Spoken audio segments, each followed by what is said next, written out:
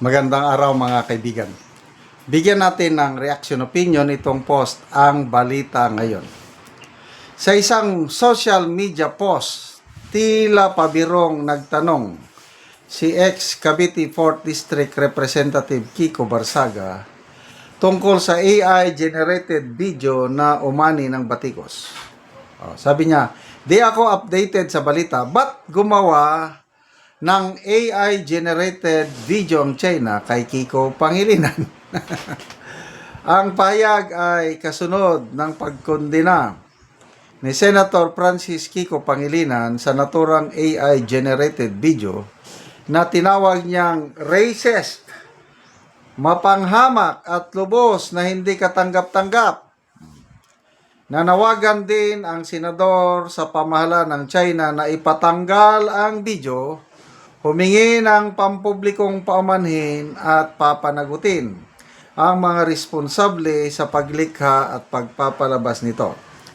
Wala pang reaksyon si Senator Kiko sa tila biro ni Barsaga. Maraming politiko na nagre-react tungkol dito. Isa na yan si Kiko Barsaga. Masakit! Dehumanizing. Tanggalin yan. Ganon din si Lacson. No, yan ang tanda ng kanilang pag-uugali at karakter. Sino ba? Si Rear Admiral Tariela. Hindi ako papayag na tawagin akong onggoy. Okay. Doon sa video, talagang nakikita mo na ang China gumaganti sa Pilipinas. Yung ginawa noon ni Tariela na caricature na pinagtatawanan, ginawa niyang katatawanan ang Chinese president. So ito, ganti nila ngayon ito. Okay. So, sinasabi na ang video daw inilalarawan ang mga Pilipino na unggoy. Nako, binasa ko ang mga comments. Karamihang comments, natatawa. Halos walang, kung mayroon man kakaunti, maraming Pilipino na natuwa. Dapat hindi unggoy, dapat buhaya. Mali ang unggoy, buhaya ang gamitin ninyo. So maraming Pilipino na hindi nasaktan. Bakit? I don't know. Tingnan natin dito sa comments. 18,000 ang nag-react. 16,000 ang tumatawa.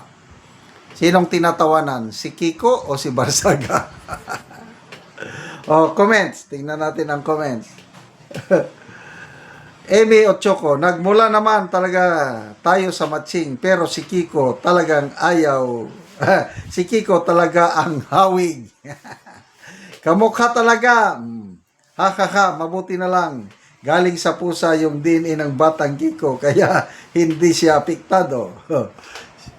Kaya nga, maraming Pilipino, pag basahin mo mga comment sa isyong ito, hindi apektado.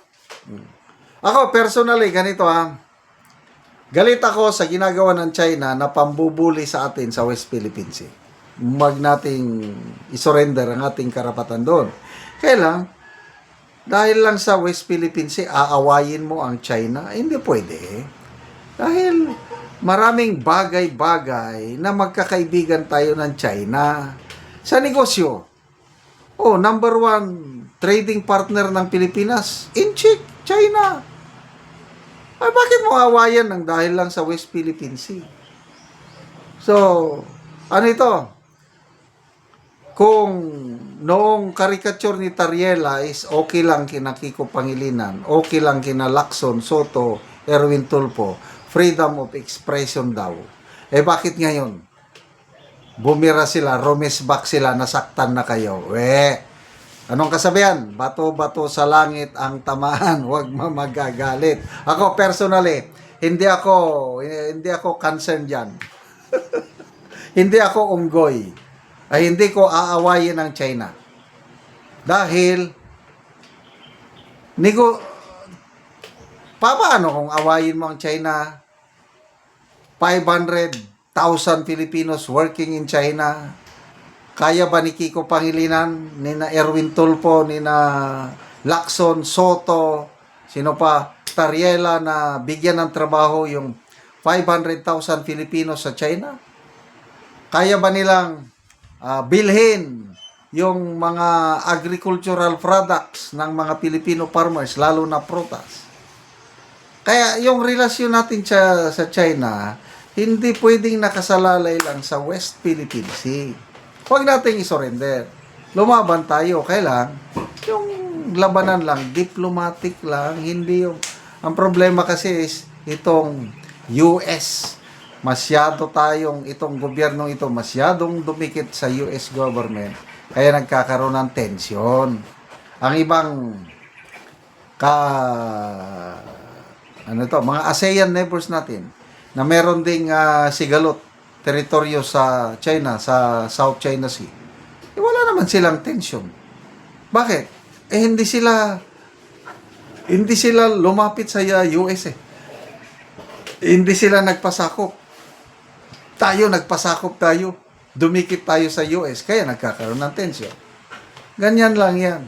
So, sorry na lang sa mga nasaktan na tinatawag kayong unggoy. But as far as I'm concerned, maganda pa rin dapat ang relasyon natin sa China. Huwag natin silang awayin. Salamat mga kaibigan sa inyong pagsubaybay sa channel na ito. Nakakatulong kayo ng malaki sa tribong Talandig ng Bukidnon dahil ang sweldo natin sa channel na ito is pantulong po sa tribo. Namimigay tayo ng libreng yero at pako para makapagpatayo sila ng mas maayos na tirahan. Panoorin nyo ang video nito. Naanak ko diri sa balay ni Kuya Junaidi Pediaan Tiguman nga taga Barangay Tikalaan, Purok Trisan Alahay, Talakag Bukidnon. So mao na ni ang itsura sa iyang atop nga yero, sumadagko na gid kaayo. So karon mao na ni ang iyang pagapulihan sa gitabang sa iya nga yero. So gipang sapaw-sapaw lang gani untang iyang atop apan nga putol na gyud. Kita gid nato nga kuan na gid kaayo, buslot na gid iyang atop.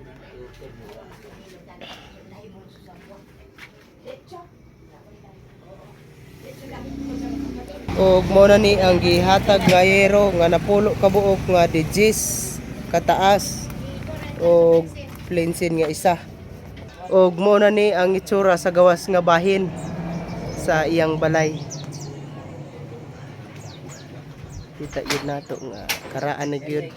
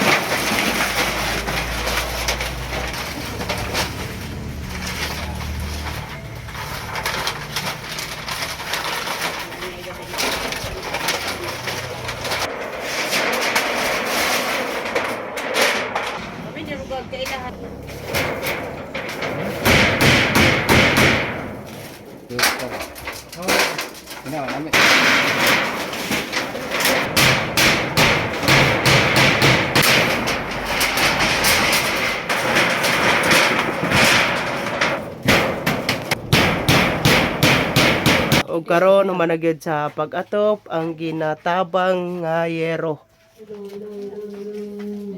Sa Ginoo og sa nagatag aning sin nga napulian na gyud ang akong atop nga 22 na katuig dili na gyud kumuulan na. Oo, so natabangan na kate. Oo. Ko na kaay ni nga tabang para sa amo ang mga kabos. Oo, so salamat kayo te. Pila ka buok imong anak te? Upat. Upat sa tanan na naga-eskwela. Nangaminyo na ganing uban. Ay, oo. So naa pa kay estudyante ka? Duha. Ay, sige. So, salamat kayo te. Salamat sa